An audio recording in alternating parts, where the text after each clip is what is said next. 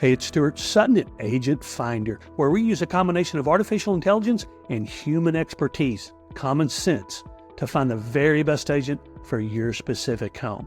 We're going to talk about first impressions today. It sounds like common sense, but I'm going to give you a couple of ideas that might be helpful to you. You know, a couple of years ago, I was looking for a new companion. No, not my wife. I'm happy with her after 39 years than I've ever been. But I was looking for a German Shepherd. My kids were grown and gone, had a little extra time to do things I didn't used to do. So a German Shepherd is a great companion. I had one when I was younger. So I went over to a home where they were keeping a rescue. I was intent on getting a rescue. And this pup was about 8 months old, and she was gorgeous. She was very well behaved, not intrusive, didn't try to put her nose in your hands and get pets and get attention and things like that. She was just right. Other dogs barked around the fence of this home. She didn't pay any attention to them. She really seemed like a very easygoing but very smart dog. I was able to throw a few toys for her. She fetched and brought them back. Really a very good first impression indeed. Well, when I brought her home, I realized that the exact opposite was the case. She had more energy than anything I have ever seen. She was intrusive. She wouldn't leave me alone. I actually hired trainers. 2 trainers wouldn't work with her at all. They said she couldn't focus, wouldn't focus, and they wouldn't work with her. Trainers, professional dog trainers. A third one tried and then gave up. I learned a lot through each of those and online and trained her myself. I did have a 4th trainer who helped her make a lot of progress. But today, about 3 years later, she is a fantastic dog. She's a loving dog. She's a loyal dog, wicked smart. But that first impression was way, way off. So when you walk up to this door, what's your first impression? Well, it's probably the same as mine. I thought, oh my goodness, this house is going to be terrible. It's really not going to look, I'm not even sure I want to go in here. That's the truth. I preview a lot of homes. I see a lot of homes. I find it's a tremendous advantage when I talk to sellers about the value of their homes and about the presentation of the homes and about how their homes are going to sell.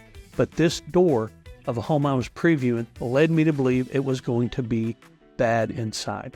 Well, when I got inside, it was drop dead gorgeous, meticulous, everything in place.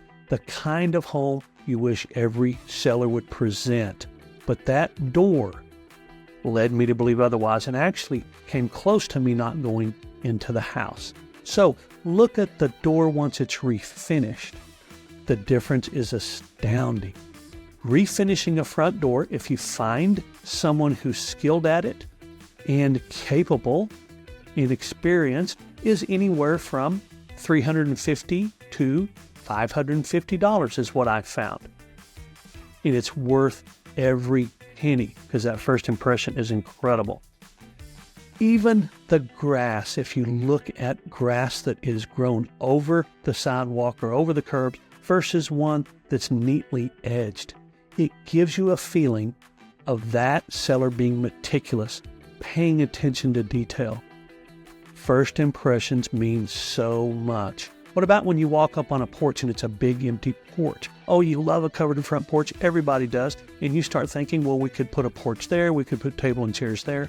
But what if you walk up on that front porch like this and see this beautiful, fresh flowers, a sitting area? You can picture yourself sitting right there in that spot, in that chair, having your first cup of coffee in the morning.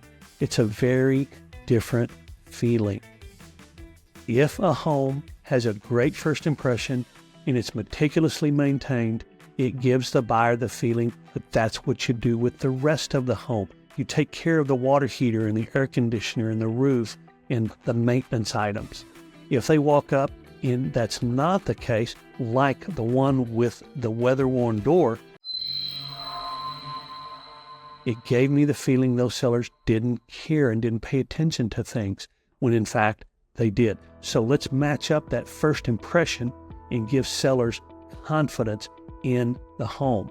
That's something to keep in mind. And Obviously, confide in your agent about what you're concerned about and what you need to do to make that best first impression. Now, I did put another video up here for you. It's another tip. It's going to be very helpful. And as a matter of fact, I always try to include things that you may not have thought of, and I think this one does exactly that. So hope you get to watch that video. If you like what you see, subscribe. And remember, it's your choice, so make it a powerful day. Bye-bye.